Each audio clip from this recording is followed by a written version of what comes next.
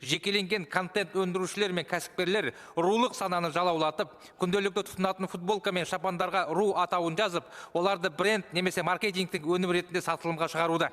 Әлеуметтік желілерде жастарға рушылдық психологияны таңатын контент шектен шығып кетті. Бұл ұлттың бірлігін ішіне құртатын қауіпті тенденция киноға да жетті.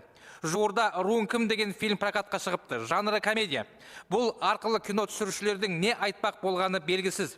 Тіпті бұл фильмді жарнамалау үшін жасалған арнайы экспозицияда руға бөлінуді қойып, Қазақстанның картасын 300-ге бөліп қойғанды көрдік. Осыған байланысты келесі шараларды қабылдау орынды деп санаймын. Ақпарат және мәдениет министрлігі жанынан кинопрокатқа шығатын отандық фильмдердің мазмұнын алдын ала көркемдік, эстетикалық, идеологиялық, ұлттық бірлік тұрғысынан сараптайтын тұрақты комиссия құруды іске асыру қажет. Ұлттық код және мәдени ерекшелік ұғымын желеу етіп, қоғамды бөлшектеуге, рушылдық пен жікшілдікті насихаттайтын әрекеттерге нақты тосқауыл керек.